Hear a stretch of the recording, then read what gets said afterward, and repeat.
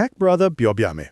စာတို့ပေးစရာရှိပေမဲ့ဘလို့ရေးရမှာမသိဘူးအင်္ဂလိပ်လို email ပြန်ဖြေရမယ်ရှည်လျားတဲ့ဆောင်းပါးတစ်ပုဒ်ကိုအမြန်ဖတ်ချင်တယ်ဒီအလုပ်တွေအားလုံးကိုသင်ဖုန်းထဲက AI တစ်ခုကလုပ်ပေးနိုင်ပါတယ်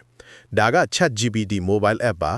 OpenAI ကထုတ်ထားတဲ့ AI chatbot ဖြစ်ပြီး Android နဲ့ iOS နှစ်မျိုးလုံးအတွက်အခမဲ့ရနိုင်ပါပြီ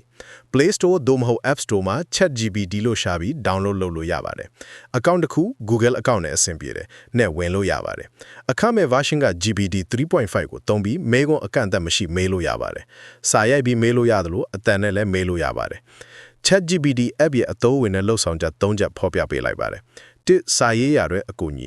တငယ်ချင်းကိုမွေးနေ့ဖိတ်စာမြန်မာလိုရေးပေးပါဒီစာကြောင်းကိုပိုရင်ကျေးအောင်ပြန်ရေးပေးပါအင်္ဂလိပ်လို email တစ်စောင်ရေးပေးပါစသဖြင့်သင်လိုအပ်တဲ့ပုံစံညွှန်ကြားလို့ရပါတယ်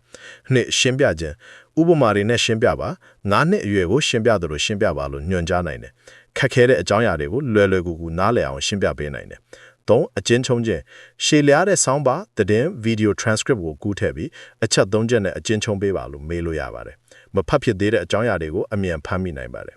အားသာချက်ကအခမဲ့ပါဘာသာစကားမရွေးသုံးလို့ရတယ်အချိန်ကုန်သက်တာတယ်အားနည်းချက်ကတစ်ခါတလေမှားရွံ့တဲ့အဖြေပြန်နိုင်တယ်အရေးကြီးတဲ့ကိစ္စဆိုရင်ပြန်စစ်သင့်ပါတယ်